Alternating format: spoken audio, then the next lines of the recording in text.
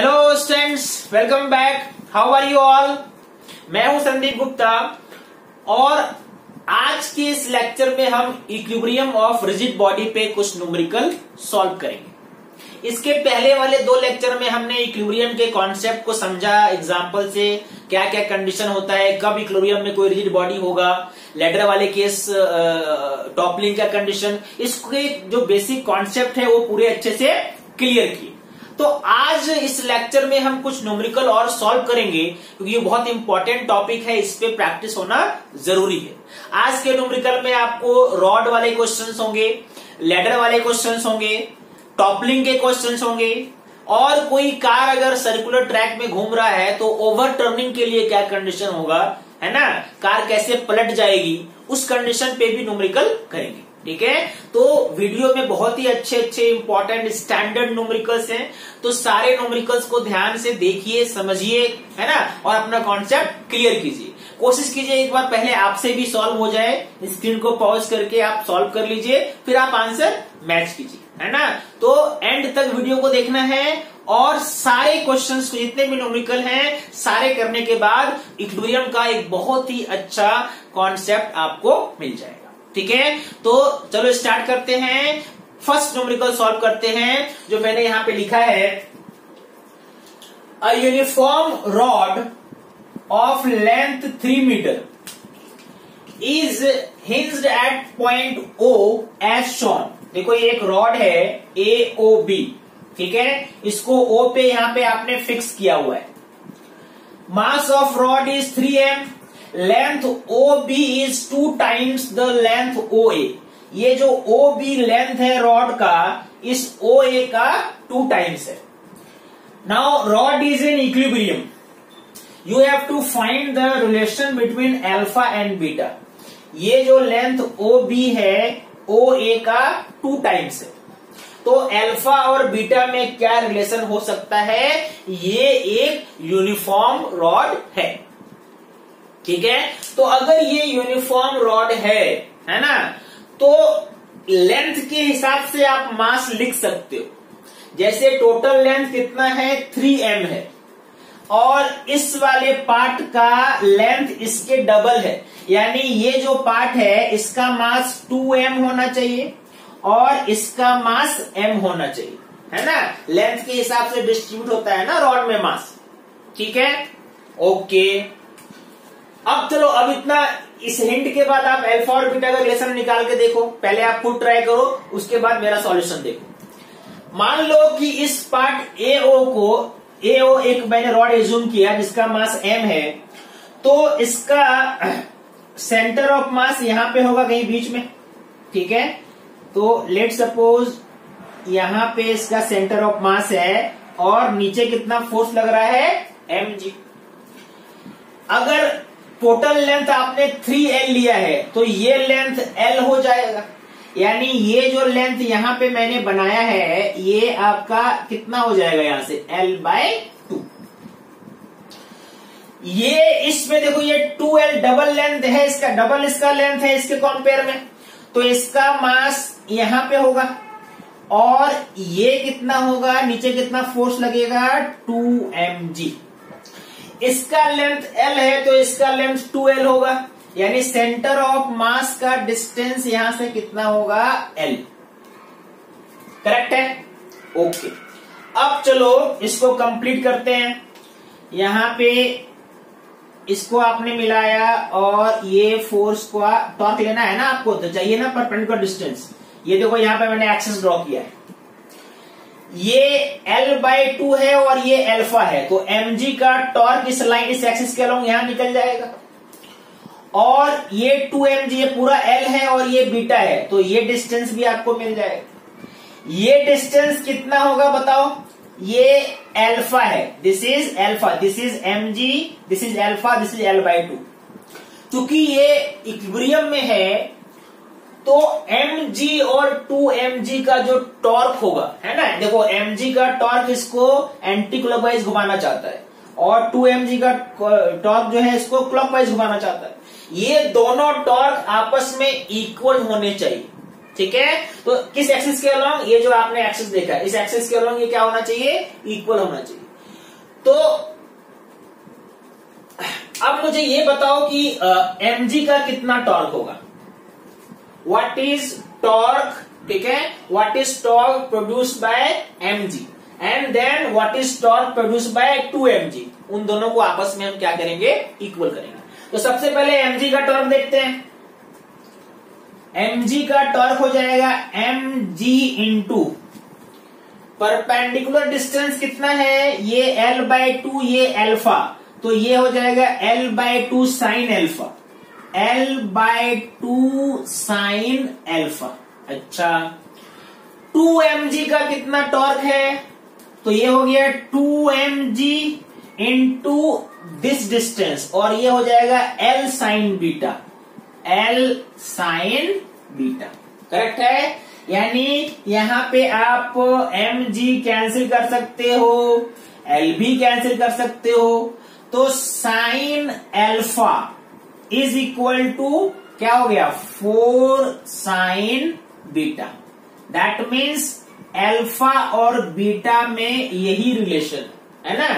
अगर आपसे पूछा जाता साइन अल्फा और साइन बीटा का रेशियो क्या होगा, तो ये रेशियो होता 4:1। That is your answer. Simple, आपने डायग्राम में ही ये सॉल्व कर लिया, कुछ करने का जरूरत नहीं है, क्योंकि आपको बेसिक कॉन्सेप्ट मालूम है ना। मुझे पक्का विश्वास है कि आपका आंसर भी ऐसा ही आया। ठीक है, इसको एक बार देख लीजिए, फिर हम चलते हैं नेक्स्ट प्रॉब्लम। अब देखो, एक दूसरा क्वेश्चन लेते हैं जो बहुत ही सिंपल है, लेकिन उसमें एक कॉन्सेप्ट है। ठीक है, और उस कॉन्सेप्ट को आपको समझ में आना चाहिए, इसलिए मैंने ये क्वेश्चन लिया है। हालांकि कैलकुलेशन वाइज ये बहुत सिंपल है। पहले क्वेश्चन को पढ़ते हैं। 2 स्मॉल किड्स, ठीक है, weighing 10 kg and 15 kg respectively are trying to balance a seesaw। ठीक है, आपने पार्क वगैरह में देखा होगा, 2 बच्चे एक सीसॉ में, एक लेफ्ट में और एक राइट में बैठ के उसको बैलेंस करने का कोशिश करते हैं या झूलते हैं। उसमें आपने भी किया होगा बचपन में, है ना। तो उसी को ये 2 बच्चे जिनका वेट, एक मास 10 kg और 15 kg है, बैलेंस करने का ट्राई कर रहे हैं। ओके, लेंथ है सीसॉ का 5 metre with the fulcrum at the centre. ये सेंटर पे आपने उसको लगाया है, फिक्स किया है। If one of the kids is sitting at an end where other should sit, उन दोनों में से एक जो है वो किनारे पे बैठा हुआ है, तो दूसरा कहां बैठेगा। बहुत ही सिंपल है, लेकिन समझने वाली बात यह है कि किनारे पे कौन बैठेगा, 10 kg वाला या 15 kg वाला। अगर आप 15 kg वाले लड़के को किनारे पे बैठा दो, तो उसके टॉर्क को ये 10 kg कभी बैलेंस नहीं कर पाएगा, क्योंकि ये जो है, अगर ये मान लो 15 kg होता और ये डिस्टेंस पूरा 5 मीटर इसका लेंथ है, मतलब ये कितना हो गया 2.5 मीटर, और ये भी 2.5 मीटर। तो इसका जो टॉर्क होगा, टॉर्क फोर्स पे और डिस्टेंस पे दोनों पे डिपेंड करता है। तो अगर ये 15 kg इधर बैठ जाए, तो इसका ये टॉर्क 10 kg कभी कहीं बैलेंस नहीं कर पाएगा, है ना। यानी जो जिसका वेट ज्यादा है उसको किनारे में नहीं बैठना चाहिए, है कि नहीं। नहीं तो उसके टॉर्क, वो सीसॉ कभी बैलेंस नहीं होगा, और 10 kg चाह के भी उसको बैलेंस नहीं कर सकता। तो ध्यान देने वाली बात यह है, यहाँ पे क्वेश्चन में दिया हुआ नहीं है कि कौन बैठ रहा है किनारे पे, लेकिन आपको समझना है कि किनारे पे आप किसको बैठाएंगे, 10 kg वाले को। तो 15 kg कहां बैठेगा, 15 kg मान लो यहाँ पे बैठ गया। ठीक है, तो इसी का ये डिस्टेंस आपको फाइंड करना है कि x कितना होगा। This is 15 kg। तो अगर फोर्स के हिसाब से देखो, अब आपको देखो टॉर्क बैलेंस कर दो बस। ये जो इसमें टॉर्क कितना लगेगा, ये 100 न्यूटन लगेगा, और ये इसको ऐसे घुमाना चाहेगा। इधर कितना टॉर्क फोर्स लगेगा, ये लगेगा 150 न्यूटन, और इसको क्लॉकवाइज घुमाएगा। दोनों टॉर्क आपस में क्या होना चाहिए, इक्वल होना चाहिए बैलेंस होने के लिए। यानी अब तो कुछ है ही नहीं, अब सिंपल कैलकुलेशन है। क्या लिखोगे, 10 इंटू 2.5, सॉरी 10 नहीं 100 है ना, 100 इंटू 2.5, और ये कितना है 150 इंटू डिस्टेंस मान लीजिए x है।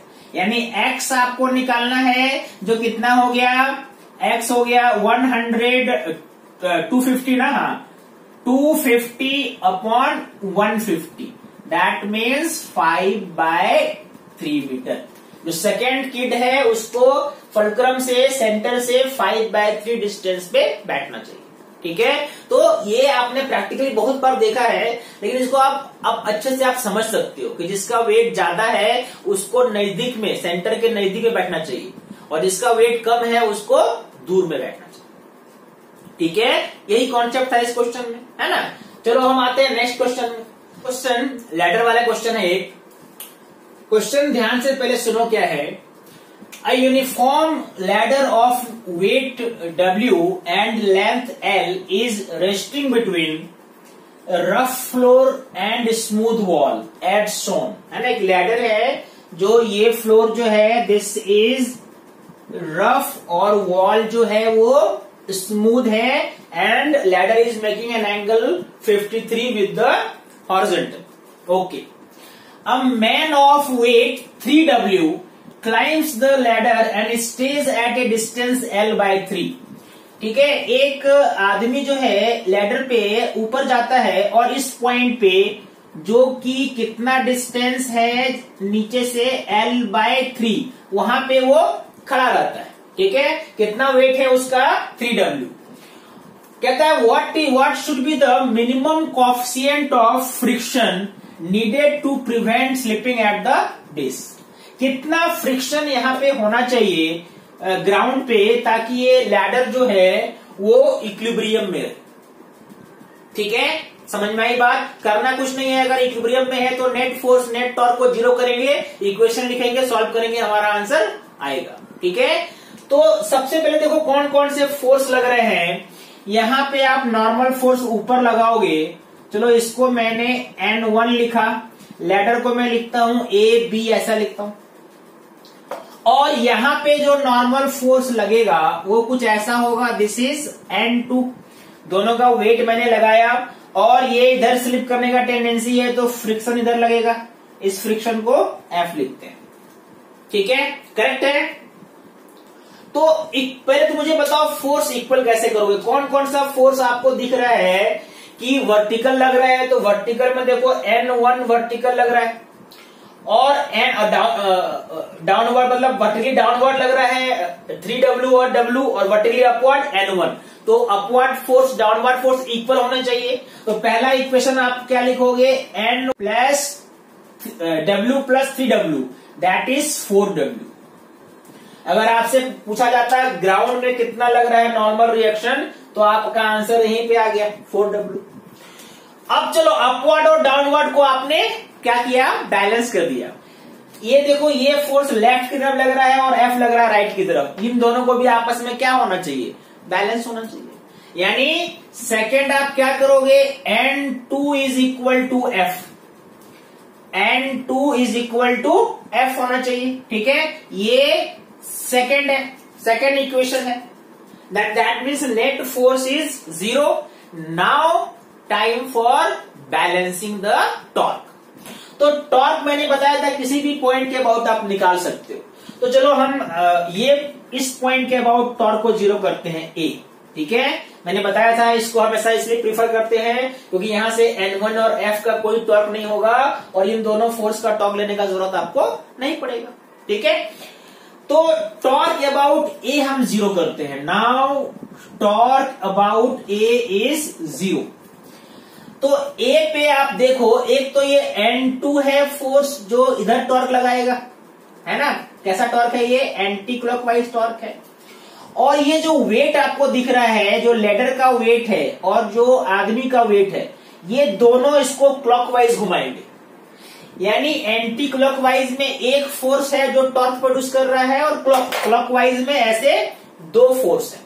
तो सबसे पहले हम ये N2 का टॉर्क लेते हैं, N2 × ठीक है, N2 ये एक्सिस है, एक्सिस से N2 के लाइन ऑफ एक्शन का ये डिस्टेंस है, और ये डिस्टेंस मतलब ये डिस्टेंस, पूरा लेडर का लेंथ L है, तो ये कितना हो गया, L sin 53। दैट मीन्स क्या लिखेंगे, L sin 53। ठीक है, इज इक्वल टू, यहां पे देखो एक फोर्स वेट है और एक फोर्स, एक W है और एक 3W है। तो पहले W का बताओ मुझे, W का कितना डिस्टेंस है परपेंडिकुलर एक्सिस से, ये लाइन ऑफ एक्शन है, और ये डिस्टेंस है एक्सिस से, और ये कितना हो जाएगा, यहां से यहां तक L/2 है, लेडर का सेंटर ऑफ मास बीच में होगा, तो L/2, और आपको ये चाहिए, ये वाला डिस्टेंस चाहिए पूरा यहां से यहां तक, तो ये यहां से यहां तक कितना डिस्टेंस हो जाएगा, L/2 cos 53, करेक्ट है। ये एंगल कितना है 53, तो L/2 इंटू cos 53। एक और फोर्स है डाउनवर्ड में, वो है 3W। 3W का कितना टॉर्क होगा बताओ। 3W के लिए ये लेंथ कितना है, L/3 है, मतलब अब आपको बस ये लेंथ चाहिए, और ये L/3 है, ये 53 एंगल है, तो L/3 cos 53, L/3 into cos 53। इसको सॉल्व करोगे तो देखो आपको इक्वेशन जो है, जो आप डॉट जब इक्वल करोगे तो एक तो आपको N2 मिलेगा, और N2 मिलेगा तो हमारा न्यू जो कोएफिशिएंट ऑफ फ्रिक्शन चाहिए वो आ जाएगा। इसमें से L आपको दिख रहा है, L हटा दो, ये हो जाएगा N2 इंटू साइन 53 मीन्स 4/5, और ये क्या हो गया W/2 into cos 53 3/5, okay, plus ये 3 यहां पे कैंसिल है, ये वेट इंटू cos 53 फिर से 3/5, चलो 5 को भी आप कैंसिल कर दो, तो आपको इक्वेशन यहां पे क्या मिला, 4N2 is equal to 3 plus 3/2, मतलब कितना हो गया 9/2, 9/2W, इसका मतलब N2 हो गया 9W/8। देखो अगर आपसे N1 और N2 पूछा जाता तो N1 आपने निकाला है कितना 4W, और N2 कितना निकाला है 9W/8, तो आंसर यहां तक आ जाता। लेकिन आपको कोएफिशिएंट ऑफ फ्रिक्शन निकालना है, आपको न्यू का वैल्यू निकालना है, तो वो निकालने के लिए मिनिमम फ्रिक्शन पूछ रहा है, मिनिमम कोएफिशिएंट ऑफ फ्रिक्शन पूछ रहा है, ठीक है। तो सबसे पहली बात है कि इस F को N2 के इक्वल होना होगा, जो आपने यहां पे लिखा है, यानी जब आप फ्रिक्शनल फोर्स कम से कम इतना होना चाहिए जो N2 को बैलेंस करे। और फ्रिक्शन कितना हो सकता है, अगर मान लो ये N1 है तो इस मिनिमम कंडीशन में आप क्या लिखोगे, new N1 should be equal to N2, और N1 का मतलब कितना है यहाँ पे, देखो N1 आपने यहाँ पे निकाला है, N1 कितना निकाला है 4W, that means new into 4W is equal to N2 कितना आया 9W/8, W कैंसिल, आप 4 को इधर लेके आ जाओ, मतलब न्यू इक्वल टू 9/32, इतना कोएफिशिएंट ऑफ फ्रिक्शन होना चाहिए, तभी लैडर इक्विलिब्रियम में होगा, ठीक है। आई होप आपको समझ में आया, एक बार ध्यान से आप देखो, किसी स्टेप में नहीं समझ में आया होगा आपको तो आप मुझे मैसेज करो।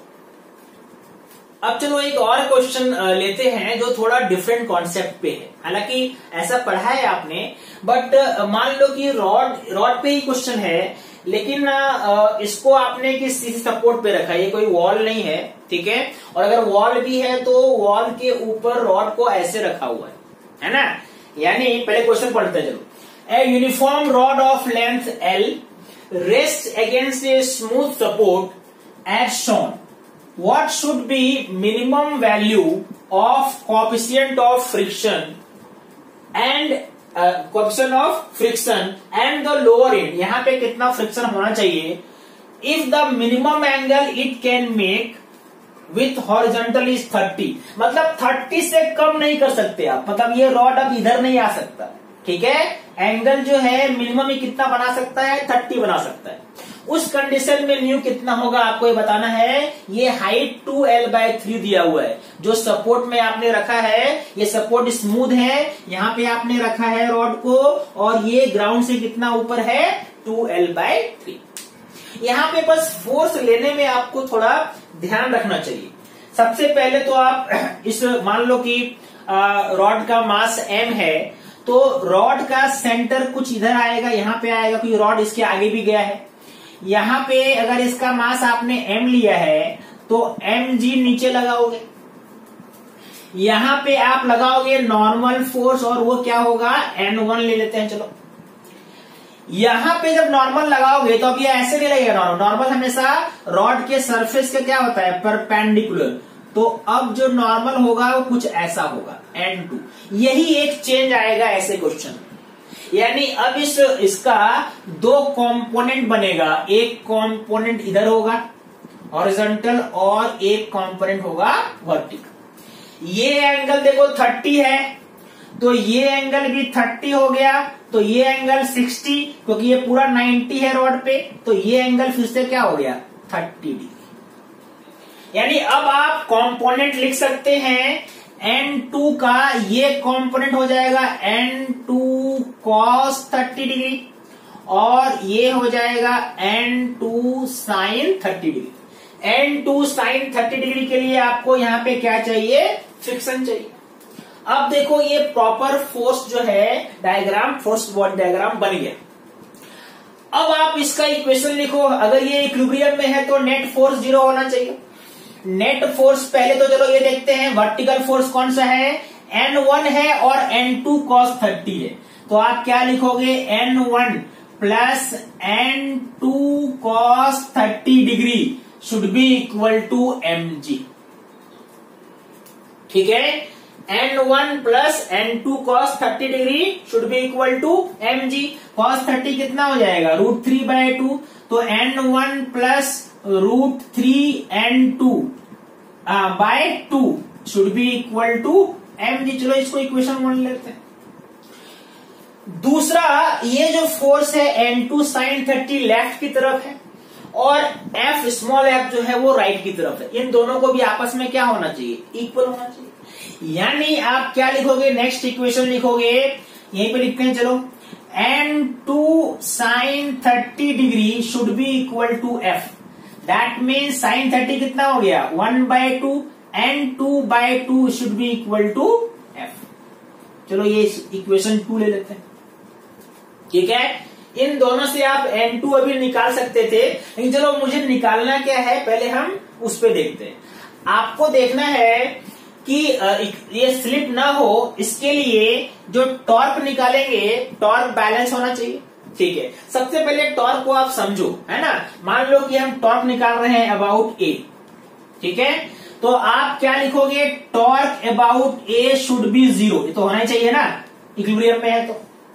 अब टॉर्क ए के हिसाब से mg क्लॉकवाइज घुमाना चाह रहा है, करेक्ट है, और ये N2 के दो कंपोनेंट है, तो आपको कंपोनेंट लेने का जरूरत नहीं है, जो मेन फोर्स है N2 वो देखो।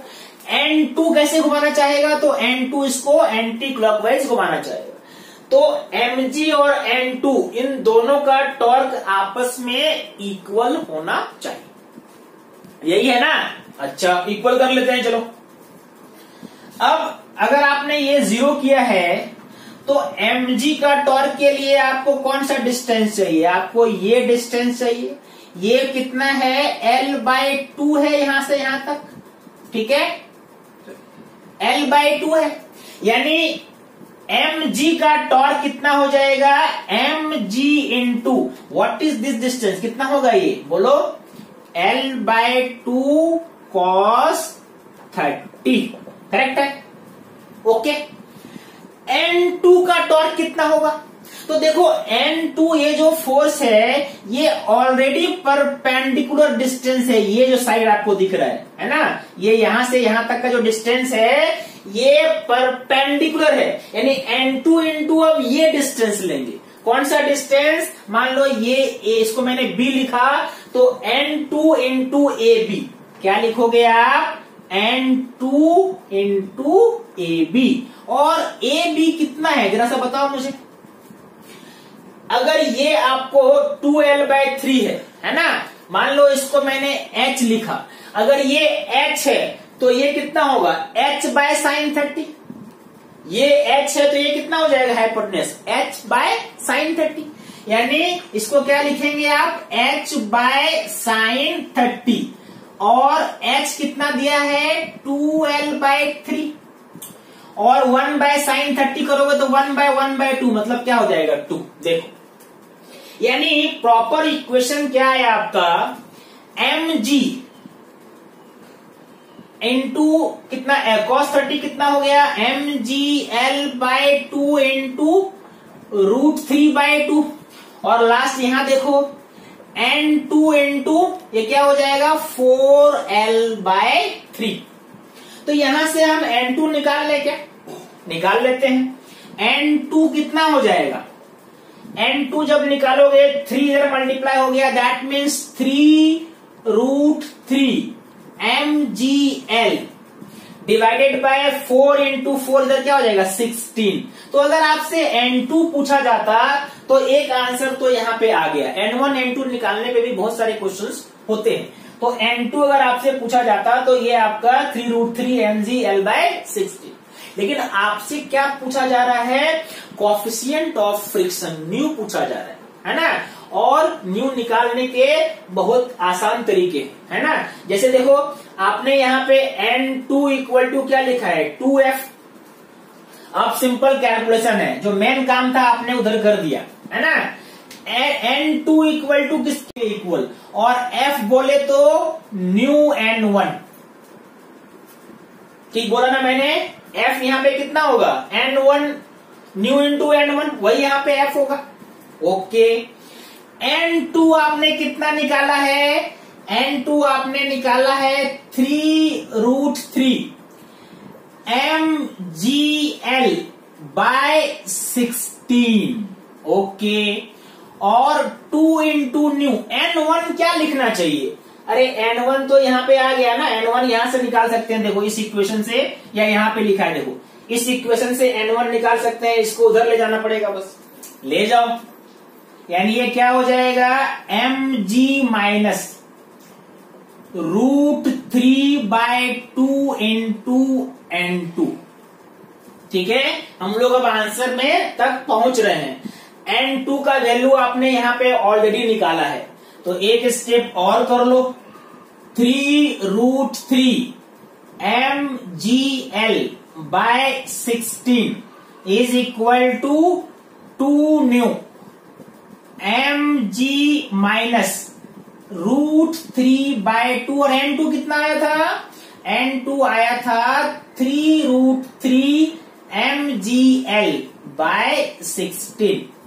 आपको यहाँ पे क्या दिखेगा, आपको यहाँ पे दिखेगा, आप mg हटा सकते हो, यहां से भी mg हट जाएगा, यहां से भी mg हट जाएगा, यानी आंसर क्या आया, या इधर आपका बच गया 3√3/16, 3√3/16 इक्वल टू 2 को भी इधर ले आओ तो ये क्या हो जाएगा 32 हो जाएगा, करेक्ट है, इज इक्वल टू न्यू, और यहाँ पे 1, और देखो √3 इंटू 3 इंटू 9/32, 9/32, तो ये हो गया 3√3/32 इक्वल टू 32 माइनस 9 कितना हो गया 23 न्यू/32, ये कैंसिल कर दो तो न्यू का वैल्यू कितना आ गया 3√3/23। That is the minimum coefficient of friction required. ठीक है, कॉन्सेप्ट समझ में आया। अगर रॉड इस तरह का होता तो हम कैसे फ्रिक्शन निकाल सकते हैं, प्रोसेस यही है। एक बार इसको प्रैक्टिस करोगे तो ये आपका और थोड़ा फास्ट आप सॉल्व करके आंसर ला सकते हो। मैंने स्टेप बाय स्टेप किया ताकि आपको पूरा ये समझ में आए। देख लीजिए एक बार। ओके, अब चलो एक दूसरे कॉन्सेप्ट पे आते हैं, और डोर या एल्मीरा पे बेस्ड अगर कोई ऐसा क्वेश्चन होता है तो उसको सॉल्व करते हैं। ठीक है, आप यहां पे देखो मैंने क्वेश्चन लिखा है, पहले इसको समझिए। The door of an almirah is 4 metre high, 1 metre wide and weighs 50 kg। ठीक है, The door is supported by two hinges situated at a distance of 1 meter from the ends. If the magnitude of each forces exerted by the hinges on the door are equal, find this force. ठीक है, ये एक door है और इसको यहाँ पे दो जगह सपोर्ट किया हुआ है. ठीक है, आपने ऐसा अपने घरों में देखा ही है. कह रहा है कि ए और बी ये दोनों हिंजेस इक्वल फोर्स लगाते हैं डोर पे. तो बताओ ये फोर्स कितना है, ए और बी कितना फोर्स इस पे लगा रहे हैं अगर फोर्स इक्वल है तो. ठीक है, डोर का कितना वेट दिया है 50 kg, मतलब फोर्स कितना लग रहा है नीचे 500 न्यूटन. लेंथ कितना, हाइट कितना है 4 मीटर और ये विड्थ कितना है पूरा 2 मीटर. ठीक है, अब इसको सॉल्व करने से पहले मैं इसका आपको एक कॉन्सेप्ट समझाता हूं. ठीक है, जैसे मान लीजिए ये मान लो एक डोर है, इसको मुझे सपोर्ट करना है ना. तो अगर आपने इस पॉइंट पे इसको यहाँ पे पहला हिंज आपने यहाँ पे किया, देखो ये कभी स्ट्रेट नहीं रहेगा. ठीक है, आपने एक्चुअल में एक फोर्स आप इधर लगा रहे हो, एक फोर्स आप इधर लगा रहे हो. ठीक है, यहाँ पे आपने एक फोर्स लगाया, तो दूसरा फोर्स आपको यहाँ पे किधर लगाना पड़ेगा, इसको ऐसे आपको पुश करना पड़ेगा. देखो ऐसे, तभी ये स्ट्रेट रहा. यानी अगर ये दो सपोर्ट है तो ये सपोर्ट इधर फोर्स लगा रहा है और ये जो सपोर्ट है यहाँ पे जो हिंज है ये इधर फोर्स लगाएगा, तभी ये बैलेंस में रहेगा. नहीं तो फिर देखो ये स्ट्रेट कभी रह नहीं सकता. तो मैं मान लो मैंने एक फोर्स इस पर इधर लगाया, तो इसको पुश करने के लिए मुझे उतना ही फोर्स ऐसे लगाना पड़ेगा, है ना. और वर्टिकल फोर्स तो लग ही रहा है. I am talking about horizontal. यानी कहने का मतलब ये है कि अगर बी पे, है ना, बी पे फोर्स अगर इधर बाहर की ओर लग रहा है एफ, मैं इसको लिखता हूं एफ हॉरिजॉन्टल, तो ए पे इतना ही फोर्स इधर लगना चाहिए. ठीक है, एफ हॉरिजॉन्टल. ठीक है, तभी ये स्ट्रेट खड़ा हो पाएगा. और वर्टिकल फोर्स तो दोनों लगाएंगे ही, दोनों इक्वल फोर्स लगा रहे हैं वर्टिकल. ये फोर्स डायग्राम समझना आपको बहुत जरूरी है डोर वाले क्वेश्चंस पे, चाहे वो कैसे भी क्वेश्चंस हो, है ना. अगर दो सपोर्ट है तो एक में राइट की तरफ, अगर आप राइट की तरफ नहीं लगाओगे ये इधर घूम जाएगा. आपको ये यहाँ ये जो है ए इधर फोर्स लगाता है. ठीक है, अब ये जो एफ एच और एफ वी है, इसी का जो रिजल्टेंट है ना, इसी का जो रिजल्टेंट फोर्स होगा यही आपको फाइंड करना है. दोनों ही कंडीशन में इसका जो रिजल्टेंट फोर्स एफ है यही आपको निकालना है. दोनों फोर्स आपस में इक्वल है. तो चलो अब निकालते हैं. आपको ये तो मालूम है कि एफ एच दोनों के कंडीशन में क्या है, इक्वल है. एफ वी क्या काम है, ये 500 न्यूटन को बैलेंस करना. मतलब आप इक्वेशन क्या लिखेंगे, F V plus F V is equal to 500. That means F V कितना निकल जाएगा 250 न्यूटन. चलो पहला ये तो आ गया. ये जो नेट फोर्स आपको एफ चाहिए उसके लिए आपने ये एफ वी पहले निकाल लिया. अब जब ये एफ वी निकल गया तो अब ये एफ एच निकालने के लिए हम टॉर्क निकालते हैं. मान लो लेट सपोज आप टॉर्क निकालते हो ए पॉइंट, ये जो पॉइंट है इसके अबाउट टॉर्क निकालते हो, तो आपको मालूम है टॉर्क के अबाउट ए क्या होना चाहिए, 0 होना चाहिए. तो ए के अबाउट एम जी ये किधर लगाएगा, ये इसको ऐसे घुमाएगा. ठीक है, ये एम जी इस टॉर्क के अबाउट कितना इसका टॉर्क हो गया, एम जी मतलब 500 और ये कितना डिस्टेंस है 1. तो आप क्या लिखोगे 500 इंटू 1. ठीक है, और अब देखो ए पे आप ए आपने ले लिया है एक्सिस पे, इन दोनों को तो लोगे नहीं आप. ठीक है, फिर कौन सा फोर्स लोगे, है ना, आप फोर्स यहां पे ये फोर्स लोगे एफ एच. ठीक है, एफ बी भी ये भी नहीं ले सकते हो कि ये भी आके ए को इंटरसेक्ट कर रहा है. एक ही फोर्स एफ है जो इसके परपेंडिकुलर है. यानी एफ एच इंटू और ये कितना डिस्टेंस हो जाएगा बताओ, ये पूरा 4 है और ये 112 यानी कितना हो गया 2 metre. This distance is 2 metre equal to यानी एफ एच इंटू 2. तो एफ एच भी तो उतना ही आया ना 500/2 मतलब कितना आया 250 न्यूटन. तो नेट फोर्स जब निकालोगे तो कैसे करोगे, under root vertical force square plus horizontal force equal, यानी कितना आ जाएगा 250√2 न्यूटन। ये बहुत ही इंपॉर्टेंट कॉन्सेप्ट है। ऐसे डोर वाले क्वेश्चन आप इसके बाद आप कोई भी क्वेश्चन आराम से सॉल्व कर सकते हो, ये डायग्राम ड्रॉ करके। ठीक है, ओके। अब चलो एक कंडीशन लेते हैं, इस पे बहुत सारे क्वेश्चंस मिलेंगे आपको। ओवर टर्निंग ऑफ कार, जब कोई कार किसी सर्कुलर ट्रैक में घूमता है तो घूमने के समय उसमें एक कंडीशन होता है कि वो ओवरटर्न कर जाए, मतलब पलट जाए। यानी जो उसके इनसाइड व्हील्स हैं वो पहले सरफेस छोड़ते हैं और वो कार जो है वो बाहर की तरफ पलट जाती है। ठीक है, यहाँ पे इसमें मैंने कोई क्वेश्चन नहीं लिखा, एक कंडीशन है, कॉन्सेप्ट है जो यहाँ पे भी हम डिस्कस करेंगे कि कार अगर ओवरटर्न आप चाहते हो नहीं करे, स्किड कर जाए, स्किड करना, चलो स्किडिंग को आप कर सकते हो कंट्रोल, लेकिन एक बार ओवरटर्न हो जाएगा तो फिर कंट्रोल नहीं रहेगा। तो कार स्किड होना चाहिए लेकिन ओवरटर्निंग नहीं होना चाहिए, इसके लिए कितना वेलोसिटी होना चाहिए, कितना फ्रिक्शन होना चाहिए, ऐसे अगर कोई क्वेश्चन आपसे पूछा जाए तो कैसे निकालोगे।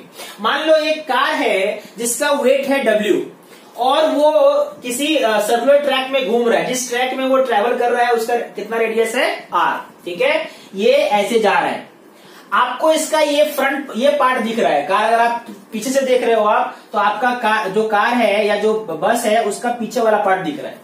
अब इसी को अगर मैं थोड़ा बड़ा करके यहाँ पे डायग्राम ड्रॉ करूं, है ना, मान लो मैंने यहाँ पे इसको थोड़ा बड़ा करके बनाया ताकि आपको और अच्छे समझ में आए। लेट सपोज कि ये कार है और इनके दोनों व्हील्स के बीच का डिस्टेंस A है और इसका अपना वेट है। ठीक है, मान लो मास आपने m लिया तो वेट कितना हो गया, इधर mg हो गया। This is centre of mass, इसको मैं O लिखता हूं। पहले व्हील पे नॉर्मल फोर्स लगाओगे N1 और दूसरे पे लगाया आपने इधर N2, करेक्ट है। व्हील का टेंडेंसी इधर स्किड करने का है क्योंकि इधर इस पे कौन सा फोर्स लग रहा है, mv²/r, और उसको कौन बचाएगा, फ्रिक्शन F, करेक्ट है। यही इक्वेशन है। यानी अगर आप ये चाहते हो कार स्किड नहीं करे, ओवरटर्न नहीं करे, तो इक्वेशन क्या लिखोगे, N1 plus N2 should be equal to mg, N1 plus N2 should be equal to mg, पहला इक्वेशन। दूसरा F should be equal to mv²/r। और ओवरटर्न कैसे होगा आप देखो, है ना। अब यहाँ पे मान लीजिए इस पॉइंट, ये पॉइंट अगर आपने देखा तो N2 का टॉर्क किधर काम करेगा, N2 का टॉर्क एंटी क्लॉकवाइज काम करेगा और N1 और F का टॉर्क काम करेगा किधर, क्लॉकवाइज। यानी इन दोनों का टॉर्क इसके इक्वल होना चाहिए तभी ओवरटर्निंग नहीं होगा। अगर मान लो ये टॉर्क यहां ज्यादा हो, जितना आप ज्यादा फोर्स आपका V बढ़ेगा उतना ज्यादा ये फोर्स बढ़ेगा और उसके हिसाब से फ्रिक्शन का वैल्यू भी बढ़ेगा। तो अगर ये वैल्यू बढ़ गया तो इस टॉर्क का इससे ज्यादा होने का कंडीशन आ जाएगा, मतलब this clockwise torque will be greater than anti clockwise. और जैसे ये टॉर्क ज्यादा हो जाएगा ये ऐसे घूम जाएगा, मतलब ये जो व्हील है ये सरफेस छोड़ देगा, है ना। ये ऐसे जा रहा था ना, तो जो इनसाइड व्हील है ये सरफेस छोड़ देगा और कार ओवरटर्न कर जाएगा। तो ओवरटर्न ना हो इसके लिए ओके, मान लो कि ओवरटर्न ना हो तो आप क्या लिखोगे, torque about O should be 0, इसके अबाउट टॉर्क 0 होना चाहिए। यानी इन दोनों का F और N1 का टॉर्क। अब आप बताओ कि F का टॉर्क कितना है, N1 का टॉर्क कितना है, ठीक है, बताइए। F का टॉर्क मान लो इसका ये हाइट आपने पूरा लिया है h, तो F का टॉर्क, पहले F बताओ, F का टॉर्क ओके, कितना डिस्टेंस हो जाएगा, h/2 डिस्टेंस हो जाएगा, यानी F इंटू h/2। N1 देखो, N1 का कितना टॉर्क हो जाएगा, N1 का इससे कितना डिस्टेंस है, ये डिस्टेंस a/2 है इंटू a/2, करेक्ट है। Should be equal to torque of N2, और टॉर्क ऑफ N2 फिर से कितना डिस्टेंस है, a/2, that means N2 into A/2। Solve कर लो इसको। ये क्या आ जाएगा, this is F into H is equal to N2A minus N1A। यही ना, A को इधर ले आओ, FH by A should be equal to N2 minus N1। Correct है। N1 प्लस N2 mg के इक्वल है और N2 minus N1 FH by A के इक्वल। F किसके इक्वल है, तो F mv square by R के इक्वल होना चाहिए।